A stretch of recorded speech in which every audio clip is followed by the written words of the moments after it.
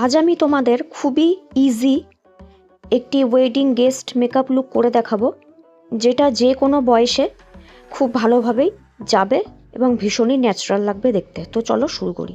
প্রথমেই দেখো, আমি ফেসিয়াল ওয়াইপস দিয়ে মুখ পরিষ্কার করে নিয়েছিলাম এবং এই রোজ ওয়াটার আমি অ্যাপ্লাই করেছিলাম। এবার আমি একটি আই ক্রিম অ্যাপ্লাই করে নিচ্ছি। আমি বলবো যে মেকআপ করার বেশ কিছুক্ষণ আগেই কিন্তু এসব স্কিন প্রেপের যে ব্যাপারটা থাকে সেটা করে নেবে, সাথে সাথে স্কিন প্রেপ করে মেকআপ করতে বসবে না। এবং চোখে অবশ্যই কিছু একটা হাইড্রেটিং লাগাবে, তাহলে আই মেকআপটা খুবই ভালো বসবে এবং ক্রিজ করে যাবে না। এবারে আমি এমব্রয়লিসের এই ক্রিমটা অ্যাপ্লাই করে নিচ্ছি। আমি বেশি করেই নিয়েছি বলতে পারো, যদিও এটা একদমই গ্রিজি বা অয়েলি ফিনিশ দেয় না, ভীষণই ভালো এটা এই ক্রিমটা। অনেক মেকআপ আর্টিস্টকে তোমরা দেখবে এই ক্রিমটা ইউজ করতে। আমি গলাতে লাগিয়েছি এবং ফেসেও লাগিয়েছি, এবং দেখো আমি আমার চুলটাকে এভাবে বেঁধেছি। এটা বেসিক্যালি একটা হেয়ার এক্সটেনশন দিয়ে আমি চুলটা করেছি। জানি না কেমন লাগছে দেখতে। পেছনের দিকে তো বেশ ভালোই লাগছিল দেখতে, কিন্তু সামনের দিকটা অতটা ঠিক ভালো হয়নি। আর নিভিয়ার এই লিপ বামটা আমি অ্যাপ্লাই করে নিয়েছি, লিপসকেও অবশ্যই হাইড্রেট করবে। এবার প্রথমেই আমি আই মেকআপ করব। আমি সবসময়ই বলি যে যখনই পার্টি মেকআপ করছো সবার আগে আই মেকআপটাই করা উচিত। সেক্ষেত্রে পরে যদি স্কিনটা নোংরাও হয়ে যায় তাহলে সেটা পরিষ্কার করে নিয়ে আমরা আবার ফেস মেকআপটা করতে পারি। আমি প্রথমেই আমার আইব্রাউজটা করে নিচ্ছি। আমি আমার সমস্ত প্রোডাক্টের ডিটেলস আমি স্ক্রিনেই তোমাদের দিয়ে দেবো, তোমরা দেখে নিতে পারো যে আমি কি প্রোডাক্ট ইউজ করছি। তবে আমি যেই সব প্রোডাক্ট ইউজ করছি সেটাই তোমাদের করতে হবে এমন কোনো কথা নেই। আমি শুধুমাত্র আমার পার্স এরিয়াগুলোকেই ফিল করছি। এবং দেখো, যখনই তোমরা এই জাতীয় পেন্সিল ইউজ করবে কখনোই একটা লম্বা দাগ টানবে না, ছোট ছোট স্ট্রোক দেবে। ছোট ছোট স্ট্রোক দিয়ে দিয়ে পার্স এরিয়াগুলোকে ফিল করবে এবং মাঝে মধ্যে স্পুলি দিয়ে প্রোডাক্টটাকে স্প্রেড করে দেবে, যাতে এক জায়গাতে প্রোডাক্ট জমা হয়ে না যায়। তাহলে সেটা ভীষণই আনন্যাচারাল লাগবে দেখতে এবং ভালো লাগবে না। তোমরা দেখতেই পাচ্ছ আমার দুটো আইব্রাউজের ডিফারেন্সটা। একটা কিন্তু বেশ শার্প এবং ডিফাইন লাগছে। তো আইব্রাউজ করা ভীষণই জরুরি, আইব্রাউজ সেট করে নেওয়াটা ভীষণ জরুরি। আমি দেখো অন্য আইব্রাউটাও করে নিয়েছি। এবং সামনের দিকে সবসময় ছোট ছোট স্ট্রোক দেবে এবং অবশ্যই স্পুলি দিয়ে ভালো করে স্প্রেড করে নেবে, তাহলে কোথাও যদি বেশি প্রোডাক্ট লেগেও থাকে সেটা উঠে যাবে। এবারে কনসিলার অ্যাপ্লাই করছি। আইব্রাউজ ড্র করবার পরে কনসিলার দিয়ে সেটা কিন্তু অবশ্যই ওপরে নিচে পরিষ্কার করতে হবে, তবে একটি শার্প এবং ক্লিন লুক আসবে। এবং যদি অতিরিক্ত প্রোডাক্ট ধরো লেগেও গেল নিচে ওপরে, তাহলে সেটা পরিষ্কার হয়ে যাবে। তো দেখো আমি একটি ব্রাশ নিয়েছি। ব্রাশের ডিটেলস চাইলে তোমরা আমাকে কমেন্ট করতে পারো, আমি দিয়ে দেব। এই জাতীয় একটি ব্রাশ নিয়ে আমি প্রোডাক্টটাকে স্প্রেড করে দিয়েছি এবং মাঝখানেও প্রোডাক্ট অবশ্যই লাগাবে, তাহলে ডিফাইন্ড একটা লুক আসে। এবারে আমি একটি কনসিলার ব্রাশ দিয়ে, এটি প্যাকের ব্রাশ, ভীষণই ভালো এই ব্রাশটি, এটা দিয়ে আমি সমস্ত কনসিলারকে আমি ভালোভাবে ব্লেন্ড করে নেব। আইশ্যাডোর লুক যাতে শার্প দেখায় এই জন্য আমি একটি স্টিকি টেপ অ্যাপ্লাই করেছি, যদিও ভুলবশত এটা আমি আগেই অ্যাপ্লাই করে নিয়েছি, এটা আসলে পরে অ্যাপ্লাই করতে হতো কনসিলার লাগাবার পরে। আমি কনসিলারটিকে সেট করে নিচ্ছি, এটা করা ভীষণ জরুরি, না হলে ক্রিজ করে যাবে। আমি হুডা বিউটির এই প্যালেটটি ইউজ করছি। প্রথমে আমি এই কালারটি নিচ্ছি, এটি পাওয়ার। এটা দিয়ে প্রথমে আমি আমার ট্রানজিশনটা ক্রিয়েট করব। একদম অল্প অল্প আইশ্যাডো নেবে, কখনোই একবারে বেশি লাগাবে না, তাহলে সেটা ব্লেন্ড করা ভীষণ ডিফিকাল্ট হয়ে যাবে। অল্প অল্প নেবে, বারে বারে নেবে এবং বারে বারে ব্লেন্ড করবে।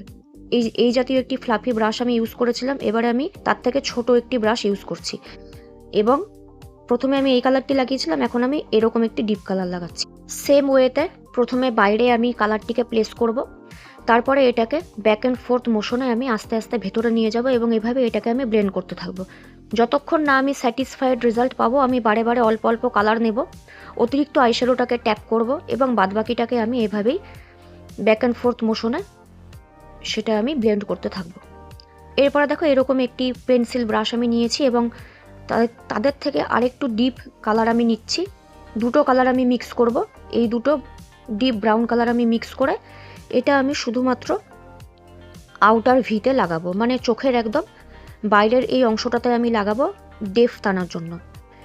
এটাতে কি হবে, চোখটা একটু গভীরতা পাবে, একটু ভালো লাগবে দেখতে। এই যা আমি দেখো বেশিরভাগ কালারটিকে আমি বাইরে লাগিয়েছি এবং তারপরে আমি ওই সেম যে আগের যে ব্রাশটা দিয়ে আমি আইশ্যাডো অ্যাপ্লাই করেছিলাম সেটা দিয়ে আমি কালারটাকে একটু ব্লেন্ড করে নেব, যাতে কোনো রকমের কোনো হার্শ লাইন না থাকে। এবার আমি দেখো আবার আমি সেই পেন্সিল ব্রাশে ওই ডিপ কালারটি নিয়েছি এবং শুধুমাত্র আইলাইনারের মতো করে বাইরের এই জায়গাটাকে একটু ব্লেন্ড করে নিচ্ছি। তোমরা যতক্ষণ না স্যাটিসফাইড রেজাল্ট পাবে বারে বারে এভাবে অ্যাপ্লাই করতে থাকবে। এবার এই প্যালেটটিতে এই জাতীয় বেশ কিছু গোল্ডেন এবং কপার কালার রয়েছে, আর আমার শাড়িতে এইরকম গোল্ডেন কালারের কাজ আছে, তো আমি কপারগুলো লাগাবো না। আমি এই গোল্ডেন কালারটি আমি আমার লিডে অ্যাপ্লাই করে নিচ্ছি। এবং তোমরা সবাই জানো এই জাতীয় শিমার বা গ্লিটার টাইপের কালারগুলো আঙুল দিয়ে কিন্তু সবথেকে ভালো প্লেস করা যায়, তো আমি আঙুল দিয়েই লাগাচ্ছি, কোনো ব্রাশ ইউজ করিনি। এবং লাগাবার পরে যাতে কোনো রকমের কোনো হার্শ লাইন না থাকে আমি সেটাকে ভালোভাবে একটি পেন্সিল ব্রাশের সাহায্যে ব্লেন্ড করে দিচ্ছি। এবার আমি সেম পেন্সিল ব্রাশে আবার ওই ডিপ কালারটি নিচ্ছি, নিয়ে আমি এই দুটো কালারকে ভালোভাবে মার্চ করে দেবো। তোমরা দেখতেই পাচ্ছ ওই গ্লিটারটি লাগাবার পরে কালারটি একটু উঠে গিয়েছিল, তো আমি এই দুটো কালারকে ভালোভাবে আবার মার্চ করছি এবং রেসিডিউ যেটা লেগে থাকবে ব্রাশে সেটা আমি ভেতরে একটু অ্যাপ্লাই করে নেব। এই আইশ্যাডো প্যালেটটি বেশ ভালো হলেও গ্লিটারগুলো কিন্তু ঝরে পড়ে, তাই আমি আমার ফেসটি আরেকবার ক্লিন করে নিচ্ছি, নিয়ে আমি চোখের নিচে এই ক্রিমটা আমি আরেকবার অ্যাপ্লাই করে নেব। তোমাদের আমি ওটাই বলছিলাম, এই জন্যই আমাদের সবসময় উচিত যে আগে আই মেকআপটা করে নেওয়া, তাতে করে এই জাতীয় সমস্যাগুলো আসলে আমরা খুব সহজেই সেটাকে অ্যাভয়েড করতে পারি। কিনে যদি খুব বেশি দাগ না থাকে তাহলে কালার কারেক্টার ইউজ করার কোনো দরকার নেই, নিজের স্কিন টোনের থেকে 2-3 শেড ডার্কার কনসিলার ইউজ করলেই কিন্তু হয়ে যায়। আমার যেমন খুব বেশি দাগ নেই এবং হালকা একদমই হালকা ডার্ক সার্কেল রয়েছে আর অল্প কিছু ফ্রেকেলস রয়েছে, তো সেগুলোকে আমি একটি ডিপ কনসিলার দিয়ে আমি এভাবে বলতে পারো যে আমি ফ্লসগুলোকে আমি হাইড করে নেব। এটা করবার পরে আমি একটি ফাউন্ডেশন লাগাবো। এবং তোমরা দেখেছো যে আমি একদমই অল্প প্রোডাক্ট নিয়েছি, এরকমই করবে, খুব বেশি প্রোডাক্ট লাগাবে না, যতটুকু প্রোডাক্টে কাজ সারা যায় ততটুকুই নেবে, অতিরিক্ত নেবার দরকার নেই। আর ব্রাশে যে এক্সট্রা রেসিডিউ লেগে আছে সেটা দিয়ে আমি আমার নাকের ওপরে এবং আমার কপালে কিছুটা ডিসকালারেশন রয়েছে সেটাকেও আমি ব্লেন্ড করে নেব। এরপরে ভালোভাবে ব্লেন্ড করে নিচ্ছি আমি একটি বিউটি ব্লেন্ডার দিয়ে। বিউটি ব্লেন্ডার দিয়ে ভীষণই ন্যাচারাল লুক আসে। প্রাইমারি লাগাইনি, প্রাইমার লাগাতেই ভুলে গেছি।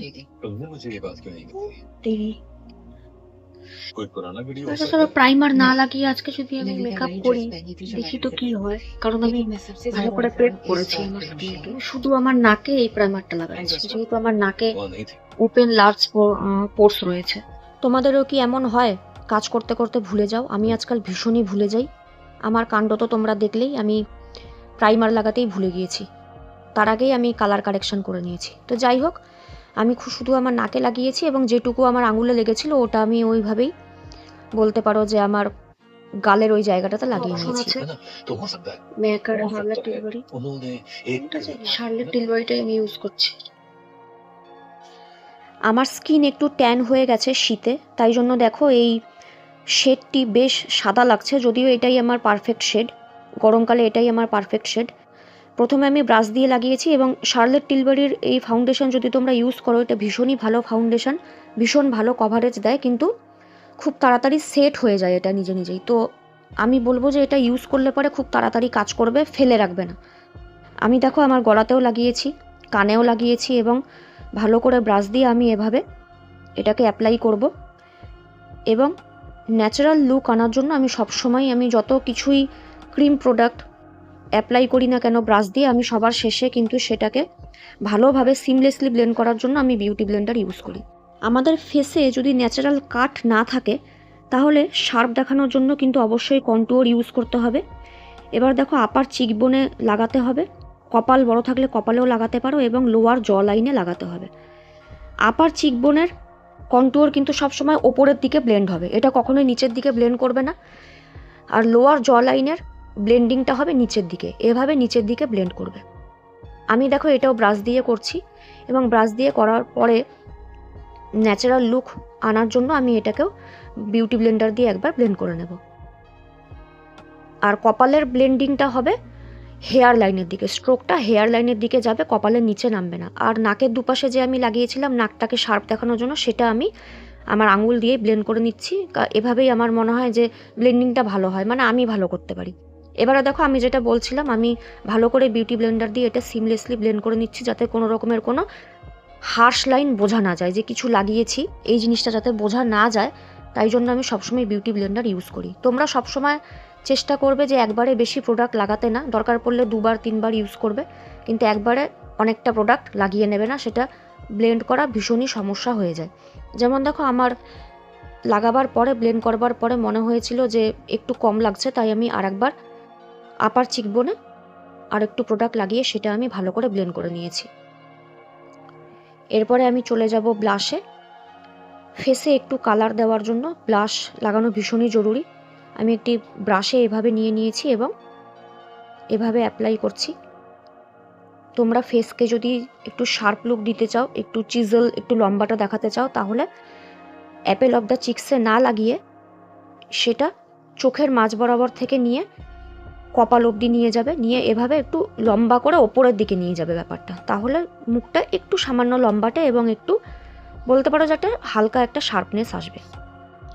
এবারে আমি আমার চোখের নিচটাকে একটু হাইলাইট করব, তাই জন্য আমি দু শেড আমার স্কিন থেকে বলতে পারো 2 শেড লাইট একটি কনসিলার নিয়েছি এবং মুখের আশেপাশে তোমরা দেখলে আমি একদমই সামান্য প্রায় নায়ের বরাবর প্রোডাক্ট নিয়েছি, নিয়ে আমি সেটাকে বিউটি ব্লেন্ডার দিয়ে ভালোভাবে ব্লেন্ড করে নেব। এই স্টেপটি তোমরা ফাউন্ডেশন লাগাবার পরেও করতে পারো বা ব্লাশ লাগাবার পরেও করতে পারো, কোনো সমস্যা নেই। তবে এই কনসিলার লাগাবার পরে সেটা কিন্তু সাথে সাথে সেট করতে হবে, চোখের নিচের কনসিলারটি বিশেষত, না হলে সেটা ক্রিজ করে যেতে পারে। এবার দেখো, লোয়ার চিকবোনে আমি একবার অ্যাপ্লাই করে নিচ্ছি, এতে শার্প একটি লুক আসে। যেটা আমি বলছিলাম, স্যাটিসফাই না হলে তোমরা কিন্তু বারে বারে প্রোডাক্ট অ্যাপ্লাই করতে পারো, কিন্তু একবারে অনেকটা প্রোডাক্ট লাগাবে না। দেখো, ব্লাশটা একটু কম লাগছিল আমার, তাই আমি আরেকবার ব্লাশটা অ্যাপ্লাই করে নিয়েছি ব্রাশের মধ্যে যেটুকু রেসিডিউ ছিল। এবার আমি চোখের নিচটা ভালোভাবে পাউডার দিয়ে সেট করে নিচ্ছি। আমি কিন্তু বেকিং করি না, যাদের ড্রাই স্কিন তারা একদমই বেকিং করবে না। একটি পাফের মধ্যে অল্প পাউডার নিয়ে পাউডারটাকে ট্যাপ ট্যাপ করে নেবে নিজের হাতে, বাদবাকি যেটুকু প্রোডাক্ট পাউডার পাফের মধ্যে লেগে থাকবে সেটা অ্যাপ্লাই করে নেবে, ব্যাস, তাহলেই হয়ে গেল। তা সত্ত্বেও যেটুকু এক্সট্রা রেসিডিউ পাউডারের লেগেছিল আমি সেটাও ব্রাশ দিয়ে ভালোভাবে ঝেড়ে ফেলে দেবো, যাতে এক্সট্রা কোনো রকমের পাউডার স্কিনের মধ্যে না থাকে। এবার আমি চলে যাচ্ছি লোয়ার আই মেকআপে। প্রথমে আমি আমার আপার আইকে টাইট লাইন করে নেব, এটা করা ভীষণ জরুরি। তোমরা যদি একবার করো তোমরা ডিফারেন্সটা বুঝতে পারবে, চোখকে একটা ডেপথ দেয় এটা করলে। এবং আমি নিচেও ভালোভাবে কাজল অ্যাপ্লাই করে নিচ্ছি। একটি বাঙালি মেয়ে শাড়ি পরবে আর মোটা করে কাজল পরবে না, তা কি হয়? তাই দেখো, আমি বেশ মোটা করে কাজল লাগিয়েছি এবং এই কাজলটাকে আমি ব্ল্যাক আইশ্যাডো দিয়ে সেট করে নেব। কাজলকে অবশ্যই ব্ল্যাক আইশ্যাডো দিয়ে সেট করবে, না হলে পরে কাজলটা কিন্তু পরবর্তীকালে কী হবে, স্মাচ করে যাবে, ছড়িয়ে যাবে এবং লুকটা নোংরা হয়ে যাবে। কিন্তু এটা করলে পরে যতক্ষণ তুমি না নিজে মেকআপ তুলবে, কাজল কিন্তু নিজের জায়গার থেকে সরবে না। এবার আমি খুবই সরু করে একটি স্কেচ লাইনারের সাহায্যে আমি একটা উইং আইলাইনার ক্রিয়েট করব ওপরে। আমার যেহেতু হুডেড আইস, তাই জন্য আমি ভেতরের দিকে একদমই সরু, মানে না লাগানোর মতোই বলতে পারো, একদমই সরু করে লাইন টানবো। খালি বাইরের দিকে আমি একটু সামান্য মোটা করে আমি উইংটাকে আমি টেনে নেব। খুবই হালকা হাতে সাবধানে করবে এবং যাদের হুডেড আইস তারা চোখটা ফুলে করবে। তোমরা যদি হুডেড আইসে মেকআপ দেখতে চাও আমাকে কমেন্ট করতে পারো। এছাড়াও আমার চ্যানেলে বেশ কিছু আইশ্যাডো লুক আমি দিয়েছি। আমি ভীষণই কম ভিডিও তৈরি করি, যখন কোথাও যাই সাজগোজ করি একমাত্র সেই ভিডিওগুলোই আমি দিই, সবসময় আমার পক্ষে হয়ে ওঠে না। কিন্তু তা সত্ত্বেও হুডেড আইসের ওপরে বেশ কিছু ভিডিও আমার চ্যানেলে দেওয়া রয়েছে, তোমরা সেগুলোও দেখতে পারো। চোখের নিচের মেকআপ হয়ে গেলে সেটা কিন্তু পরিষ্কার করা অবশ্যই জরুরি, তাহলে যদি এক্সট্রা লাইনার লেগে থাকে বা মোটা হয়ে যায় বা কিছু, তাহলে সেটা তোমরা পরিষ্কার করে নিতে পারো। সেটার জন্য কিছুই না, কনসিলার দিয়ে একটি সরু ব্রাশের সাহায্যে করে নেবে, যেমন আমি দেখালাম।